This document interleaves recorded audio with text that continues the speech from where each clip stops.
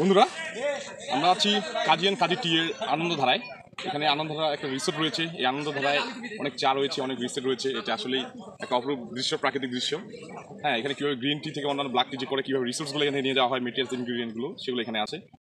ভিডিওটি না টেনে শুরু থেকে শেষ পর্যন্ত দেখবেন, তাহলে আপনি কাজী অ্যান্ড কাজী টি এর পঞ্চগড়ে তিতুলিয়ায় অবস্থিত আনন্দধারা সম্পর্কে একটা বিস্তারিত ধারণা পাবেন।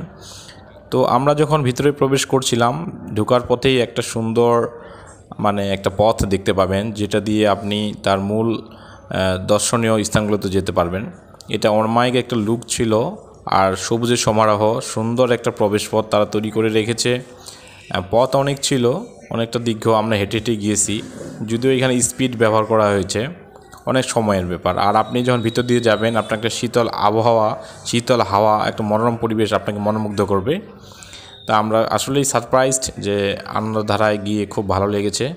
তো আপনারা সেই প্রবেশপথ থেকে বেরিয়ে দেখতে পাবেন, প্রথমেই হচ্ছে তাদের বিভিন্ন রকম কটেজ রয়েছে, টিনের চালা দিয়ে সুন্দর করে ইটের খোয়া দিয়ে তৈরি করা, ইট দিয়ে তৈরি করা অন্যরকম একটা দৃশ্য ছিল। তারপর সেই সমস্ত কটেজ থেকে চাইলে আপনি এই সকল সিঁড়িগুলো দিয়ে নেমে আপনি নদীর কাছাকাছি যেতে পারবেন, যদিও এটা প্রাকৃতিকভাবে তৈরি করা নয়, কৃত্রিমভাবে তারা তৈরি করেছে। তাছাড়া রয়েছে বিভিন্ন সবুজের সমারোহ। এই যে কটেজগুলো থেকে বিভিন্ন রকম সিঁড়ির সিস্টেম করে দেওয়া আছে, যেগুলো দিয়ে আপনি এক কটেজ থেকে আরেক কটেজে যেতে পারবেন। আর পাশেই কিন্তু মন মাতানো সেই চা বাগান, সেই চা বাগান, এই যে কটেজগুলো দেখলে আপনাকে ভীষণ ভালো লাগবে। সেগুলো আসলেই একটা গর্জিয়াস ফিল আসবে আপনার মধ্যে।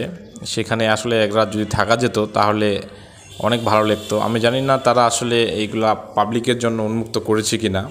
আমার মনে হয় তাদের নিজস্ব যারা ফ্যামিলির লোকজন রয়েছে, তাদের একান্ত কিছু সময় এখানে কাটানোর জন্য, কিংবা তাদের পরিদর্শনের সময় এসে তারা এখানে রেস্ট হাউস হিসেবে এটা ইউজ করে। খুবই অসামান্য একটা লুক ছিল, খুবই অসাধারণ। সবুজের সমারোহ চারিদিকে, মাঝখানে এতগুলো কটেজ।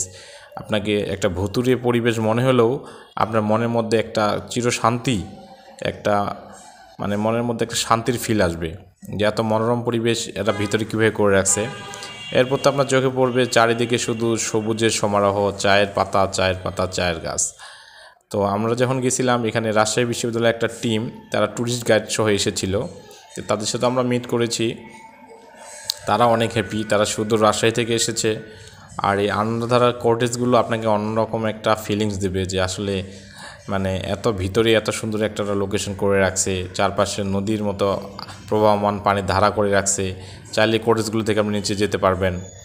এবং এখানে আমরা দেখেছি বিভিন্ন জায়গা থেকে বিভিন্ন ব্লগারগুলো এসে তারাও কিন্তু ফটোশ্যুট করেছে। এই যে তারা একটা ফটোশ্যুট নিচ্ছে, তারা প্রফেশনাল ব্লগার।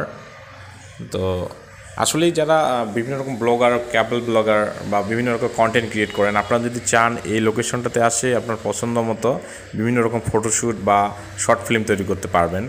আর আরেকটা বিষয় নোটিশ করেন যে আসলে এই আনন্দধারায় সকলের বা সর্বসাধারণের জন্য উন্মুক্ত নয়। আপনাকে অবশ্যই কোনো অথরিটির মাধ্যমে আসতে হবে, নচেত আপনার নিজস্ব রিলেটিভ থাকতে লাগবে। তো সাথে থাকার জন্য ধন্যবাদ সবাইকে।